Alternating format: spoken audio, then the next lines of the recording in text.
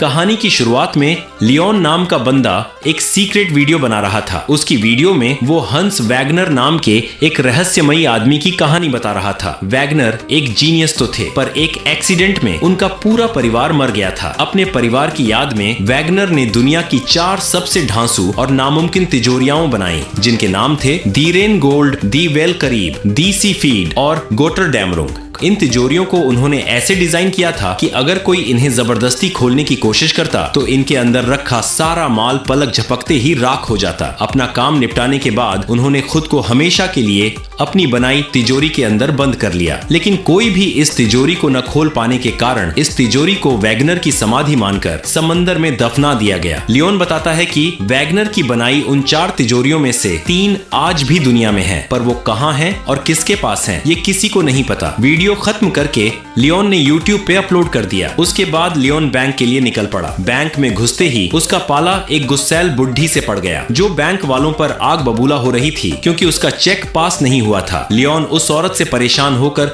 चुपचाप cheque pass कर देता है और उसे वहां से निकलने को कहता है। दोपहर के खाने के टाइम लियोन देखता है कि आज पहली बार किसी ने उसकी वीडियो पर कमेंट किया है। कमेंट में लिखा था, अगर तुम अपना हुनर दुनिया को दिखाना चाहते हो तो आज रात इस पते पर पहुंच जाना। उसी रात लियोन उस रहस्यमयी पते पर पहुंचा। वो एक पुरानी पर शानदार इमारत थी जहां ढेरों लोग पहले से जमे हुए थे। पता चला कि ये एक अंडरग्राउंड तिजोरी खोलने की प्रतियोगिता थी और लियोन को भी इसमें हिस्सा लेना था। पहला राउंड शुरू हुआ और सारे प्रतियोगी अपनी अपनी तिजोरियां खोलने में जुट गए। लियोन अपने एक्सपीरियंस और स्किल्स के चलते एक एक करके सारे राउंड पार करता गया और बड़े आराम से फाइनल तक पहुंच गया। फाइनल राउंड में उसका सामना न्यू नाम के लड़के से हुआ। उन दोनों का टास्क एक बहुत ही मुश्किल तिजोरी को 3 मिनट के अंदर खोलना था। टाइम शुरू होते ही न्यू तुरंत अपने काम में लग गया, पर लियोन एकदम शांत और बेपरवाह बैठा रहा, जैसे उसे इस खेल से कोई मतलब ही न हो। पर जब घड़ी में सिर्फ 30 सेकंड बचे थे तो उसने तिजोरी को छुआ, उसकी बनावट को महसूस किया और बस 10 सेकंड के अंदर उसे खोल दिया। सभी लोग अवाक रह गए और लियोन के लिए तालियों की गड़गड़ाहट गूंज उठी। इस गूंज के बीच लियोन की नजर ज़ारा पर पड़ी। उसकी खूबसूरती ने उसे मंत्रमुग्ध कर दिया। वो इस बात से अनजान था कि ये लड़की उसकी जिंदगी को पूरी तरह से बदल देगी। समय के साथ लियोन को ज़ारा के बारे में कई मजेदार बातें पता चली। वो सिर्फ 6 साल की थी जब उसने अपनी पहली घड़ी चुराई थी। 16 साल की उम्र में उसका दिल टूटा और उसने अपनी पहली कार चुराई और 17 साल की उम्र में इंटरपोल ने उस पर रेड नोटिस जारी कर दिया था। अगली सुबह लियोन फिर उसी कॉफी शॉप में था। ज़ारा को देखते ही उसने घबराहट में अपनी पूरी कॉफी अपने ऊपर गिरा ली। दोनों एक टेबल पर बैठे, जहां ज़ारा ने बताया कि उस वीडियो पर कमेंट करने वाली कोई और नहीं बल्कि वो खुद थी। ज़ारा ने बताया कि वो एक वांटेड चोर है और दुनिया भर की पुलिस उसके पीछे पड़ी है। उसका अगला मिशन उन 3 अनोखी वैगनर तिजोरियों को लूटना है जिनका जिक्र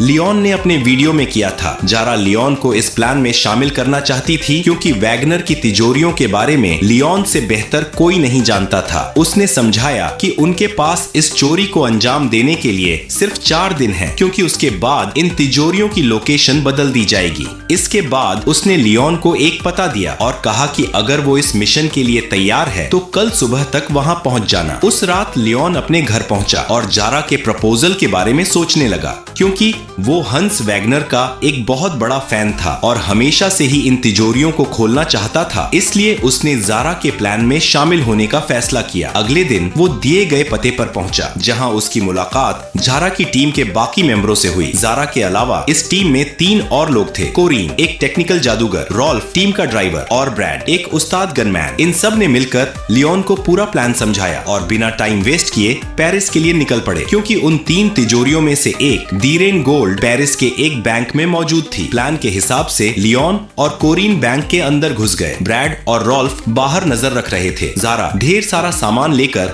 बैंक की तरफ बढ़ी और गार्ड को सामान सौंपने के बहाने बैंक के पिछले दरवाजे की चाबी चुरा ली। इसके बाद वो बैंक के अंदर आई, जहां उसने पहले से एक लॉकर खुलवा रखा था। बैंक के स्टाफ ने उसे लॉकर रूम तक पहुंचाया और खुद वहां से चली गई। ज़ारा ने लियोन और कोरीन को लॉकर रूम में बुलाया। लियोन ने दी रेन गोल्ड को देखा और वैगनर की तिजोरी खोलने का अपना बचपन का सपना पूरा होते देख उसके होश उड़ गए। बिना टाइम वेस्ट किए उसने अपना काम शुरू कर दिया और एक एक करके सारे ताले खोलता गया। देखते ही देखते उसने ये तिजोरी खोल दी जिसके अंदर बेशुमार दौलत मौजूद थी। लियोन, ज़ारा और कोरीन ने सारा पैसा बैग्स में भर लिया। दूसरी तरफ ब्रैड और रॉल्फ ने बैंक के कर्मचारियों का ध्यान भटकाया। इस मौके का फायदा उठाकर ज़ारा और लियोन बैंक के पिछले दरवाजे से भाग निकले। इस चोरी को अंजाम देकर लियोन की खुशी का ठिकाना नहीं था और आज पहली बार उसे सचमुच एक हीरो वाली फीलिंग आ रही थी। अगले सीन में हम इंटरपोल के हेडक्वार्टर को देखते हैं जहां पुलिस वालों को इस चोरी की खबर लग चुकी थी। बैंक में लगे सिक्योरिटी कैमरों ने ज़ारा और उसके साथियों को कैद कर लिया था जो पहले से ही इंटरपोल की हिट लिस्ट पर थे। इस मीटिंग में हम एक तेज तर्रार ऑफिसर दलित क्रूज को देखते हैं जो पिछले कई सालों से ज़ारा और उसकी टीम की तलाश कर रहा था। क्रूज ने अपने साथियों से कहा कि अगर इन चोरों ने वैगनर की पहली तिजोरी खोल ली है तो वे बाकी तिजोरियों के पीछे भी जरूर जाएंगे। वैगनर की दूसरी तिजोरी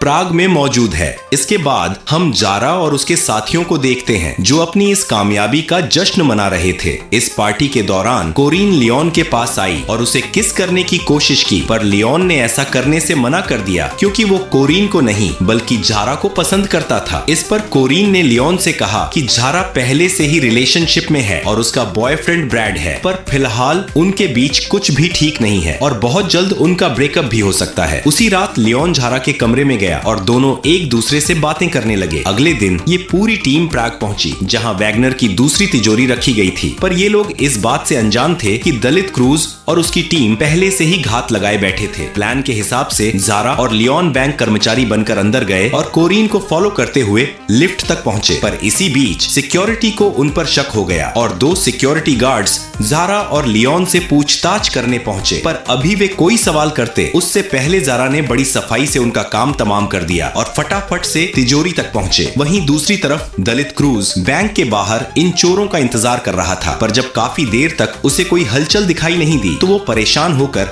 बैंक के अंदर चला गया। पर अंदर आने पर यह खुलासा हुआ कि जिस तिजोरी को वो ढूंढ रहा है उसे 1 हफ्ते पहले ही बैंक की दूसरी ब्रांच में शिफ्ट कर दिया गया है और इसका मतलब ये था कि पुलिस वाले कहीं और मौजूद थे और ये चोरी किसी और बैंक में हो रही थी। बिना टाइम वेस्ट किए क्रूज और उसकी टीम उस दूसरे बैंक की तरफ भागे ताकि वे ज़ारा और उसके साथियों को पकड़ सकें। वहीं दूसरी तरफ लियोन ने तिजोरी खोलना शुरू किया और थोड़ी मशक्कत के बाद वो इसमें कामयाब भी हो गया। वैगनर की दूसरी तिजोरी खोलकर वो खुशी के मारे पागल हो गया और ज़ारा को गले लगा लिया। वहीं दूसरी तरफ बैंक की सिक्योरिटी टीम ने पूरे बैंक में हाई अलर्ट जारी कर दिया क्योंकि उन दोनों गार्ड का कोई अता पता नहीं था। हाई अलर्ट लगते ही कोरीन ने प्लान बी की शुरुआत की और ब्रैड को एक लुटेरा बनाकर बैंक के अंदर भेज दिया। अंदर आते ही उसने बैंक में मौजूद सभी लोगों को गन पॉइंट पर ले लिया जिससे सबका ध्यान ज़ारा और लियोन से हटकर उस पर चला गया। इस भ्रम का फायदा उठाकर इन दोनों ने सारे पैसे बैग में भर लिए और काम खत्म होते ही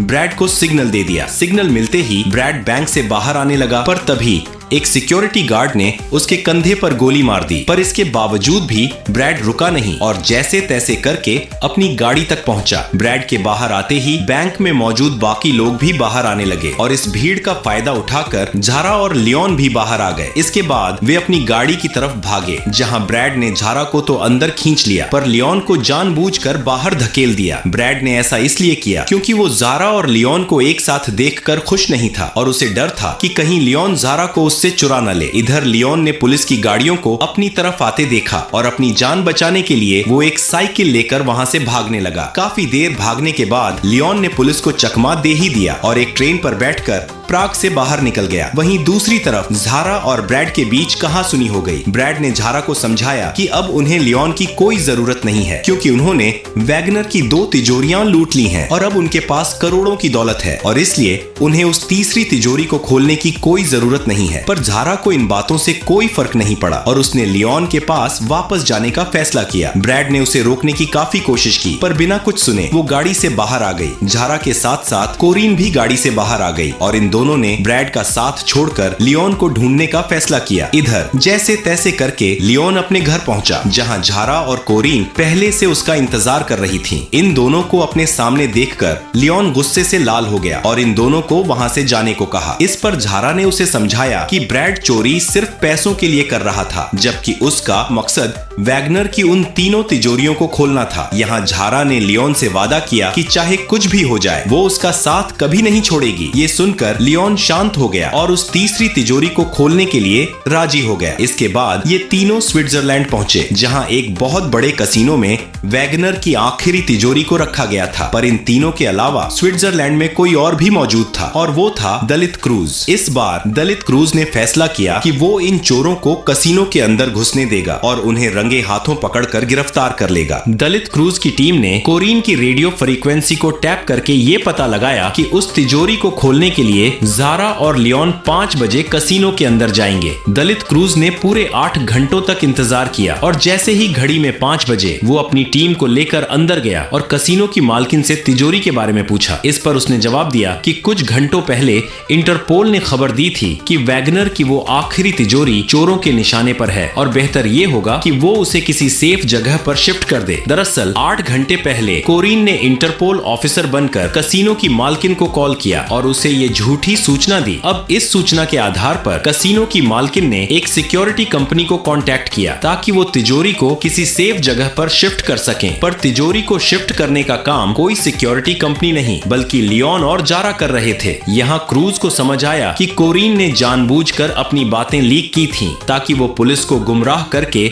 इस चोरी को अंजाम दे सके। इसके बाद हम जारा और लियोन को देखते हैं जो उस तिजोरी को लेकर काफी दूर निकल चुके थे और अब लियोन इस आखिरी तिजोरी को भी खोलने वाला था। वहीं दूसरी ओर ब्रैड और रॉल्फ कसिनो के बाहर जारा और लियोन का इंतजार कर रहे थे ताकि वे उस आखिरी तिजोरी को उनसे चुरा सकें। पर जब काफी देर तक उन्हें कोई हलचल दिखाई नहीं दी तो उन्होंने जारा के फोन को ट्रैक किया और तब ये खुलासा हुआ कि जारा और लियोन ने ऑलरेडी तिजोरी चुरा ली है। इस बात का पता लगते ही ये दोनों उन दोनों के पीछे निकल गए। पर इसी बीच कोरीन ने अपने सिस्टम पर ब्रैड की लोकेशन देखी जो तेजी से जारा और लियोन की ओर बढ़े जा रहा था। पर अभी वो इस बात की जानकारी जारा को देती उससे पहले पुलिस ने उसे चारों तरफ से घेर लिया और उसे सरेंडर करने को कहा। पर गिरफ्तार होने से पहले उसने जैसे तैसे करके जारा तक खबर पहुंचा दी और अपने फोन को गाड़ी के नीचे डालकर उसे बर्बाद कर दिया। वहीं दूसरी तरफ लियोन ने इस आखिरी तिजोरी को भी खोल दिया और इस तिजोरी को खोलकर उसकी खुशी का तो ठिकाना नहीं था। इसके बाद उन्होंने गाड़ी रोकी पर अब ये लोग यहाँ से निकल पाते कि तभी ब्रैड वहाँ पहुँच गया और इन दोनों पर अपनी बंदूक तान दी। दरअसल ब्रैड भी उन पैसों में अपना हिस्सा चाहता था पर जारा ने ऐसा करने से साफ इनकार कर दिया। ना सुनकर ब्रैड गुस्से से लाल हो गया और उसने लियोन पर गोली चला दी। पर खुशकिस्मती से लियोन की जान बच गई क्योंकि ब्रैड की बंदूक खाली थी। इस पर जारा ने उससे कहा कि मैंने आज तक तुम्हारी बंदूक में गोलियां डाली ही नहीं क्योंकि मुझे पूरा यकीन था कि तुम मुझे एक न एक दिन धोखा जरूर दोगे। इतना कहकर उसने अपनी बंदूक निकाली और इस पूरी सिचुएशन को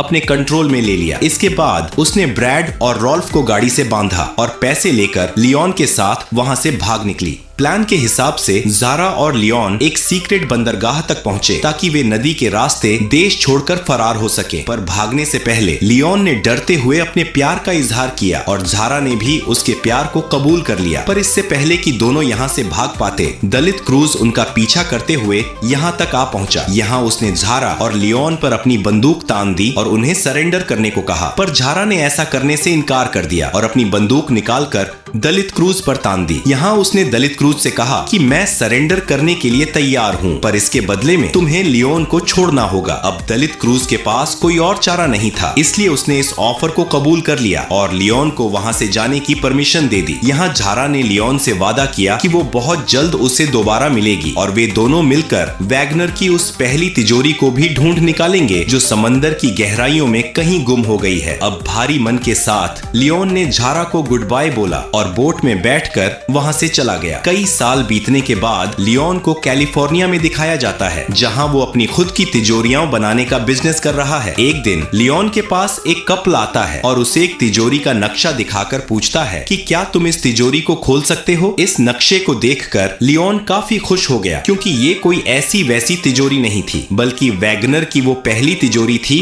जो समंदर में कहीं गुम गई थी। इसलिए लियोन इस मिशन के लिए तैयार हो जाता है।